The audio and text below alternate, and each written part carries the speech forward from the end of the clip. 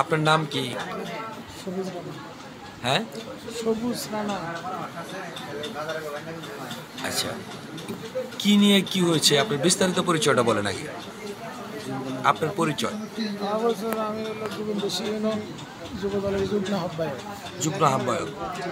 তারপর আমি ঘাটে গেছিলাম, আমাদের ঘাট আছে, জি? ঘাটে গেছিলাম। কোন হাটে গেছিলেন? ঘাটে চিতুলিয়া ঘাটে। ও, ঘাটে গেছিলেন। জি, ঘাটে গেছিলাম, এখানে বলগেট একটা ড্রেজার কিনছি, ওই ড্রেজারটা দেখবার জন্য গেছি। এখন দেখি যে আমাদের জমিতে আমরা যে সীমানা দিছি, এই সীমানার ভিতর দিয়ে ওরা মাল ফালাইছে। বলছি যে তাহলে এখান থেকে আবার মাল ফালাইতেছে, তাহলে আমরা মাল ফালামো কেন আমাদের জায়গায়? ওরা কারা? এরা হইলো আপনার লিটন মণ্ডল, রঞ্জু, মজনু, আলিমুদ্দি, স্বপন, সেলিম, সানি, আরও অনেকেই আসছিল। আমি তার সবগুলোর এরকম সন্ধ্যার সময় চিনা না। পরে কথা বলার সাথে সাথে লাইন হারাই ফেলবো। আমার যা যা লাগে, যে ব্যক্তিরা হামলা করেছে এরাই হামলা করেছে। তাহলে জুরান মন্ডলের আব্বার নাম কি? জুরান মন্ডল নিজে স্বয়ং ছিল? মানে যারা যারা হামলা করেছে তাদের নামগুলি জানেন? হামলা করছে রঞ্জু মন্ডল। রঞ্জু মন্ডলের বাবার নাম কি? বাদশাহ। হ্যাঁ। লিটন মন্ডলের বাবার নাম কি? গুইঠা। হ্যাঁ, গুইঠা মন্ডল কয়। গুইঠা। মহিরুদ্দিন মন্ডল। গুইঠার পোলার নাম কি? লিটন। মন্ডল। লিটন কোনটা এটা? হ্যাঁ হ্যাঁ, আচ্ছা। তারপরে মজনু। মজনু কেরা? মজনু হলো চিতলাপাড়ায় বাড়ি। ওর পিতার নাম? ওর পিতার নাম জানি না, অজ্ঞাত। আচ্ছা, তারপরে আর হামলাকারী? তারপরে হলো সানি। হলো আশীর্বাদ। বাড়ি হলো এই যে বারোই থেকে ওখানে কি গুন্ডামি করতে গেছে? মাস্তানি করতে গেছে। কোন পক্ষ? ওই যে ওদের পক্ষ নিয়ে। সানির পিতার নাম জানেন? আশীর্বাদ। আচ্ছা, তারপরে আর কি ছিল হামলাকারীদের মধ্যে? আলিমুদ্দি আছিল। কোন আলিমুদ্দি? মহিরুদ্দিন মন্ডলের পোলা।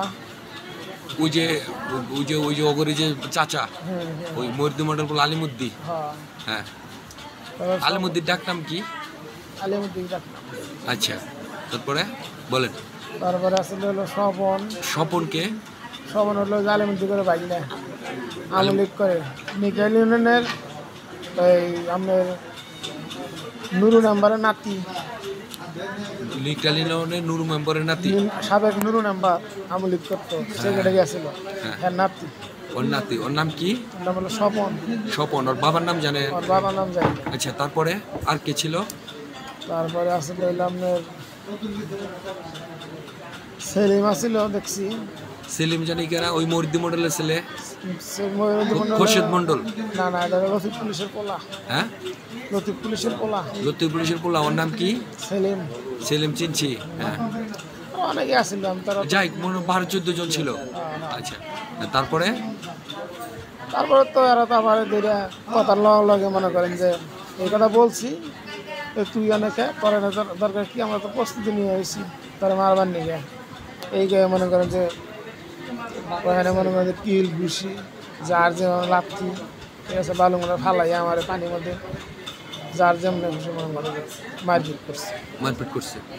আচ্ছা, পরবর্তীতে আমার শুভাকাঙ্ক্ষী নেতা, আমার দলীয় নেতাকর্মী যারা আছে,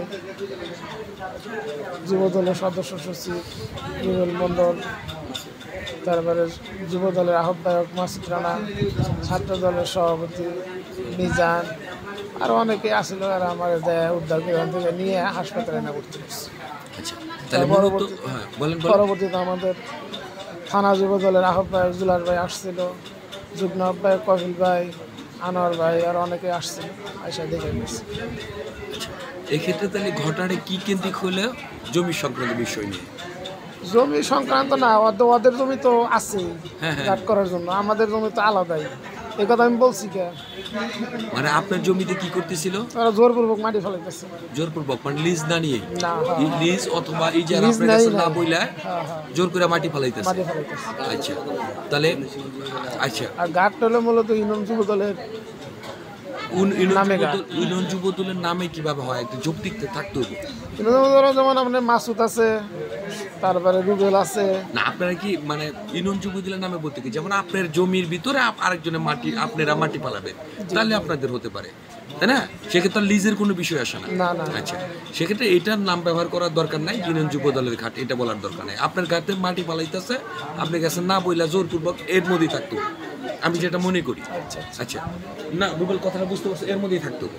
তারপরে বিষয় বলেন, আপনার পরিচয়টা হলো আপনার বাড়ি ভালকুটিয়া, না আমার বাড়ি গোবিন্দেশী। গোবিন্দেশী।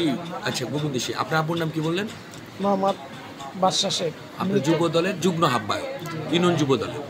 আচ্ছা, এখন আপনার মানে দাবি কি, আপনি কি চান এটা নিয়ে? তবে এগুলো যে ওটা আওয়ামী লীগের সন্ত্রাসীরা সবাই মিলজুল করে আমার মনে করেন যে মারপিট করছে। আমরা হলো এই বৈষম্য বিরুদ্ধে ছাত্র আন্দোলনের কারারঞ্জিত নেতা, আমগুলো যদি এখনই অপমান লাঞ্ছিত হতে হয় তাহলে আসলে দুঃখ ছাড়া কোনো জায়গা নাই, বুঝলেন? আমি একটু বন্ধ করে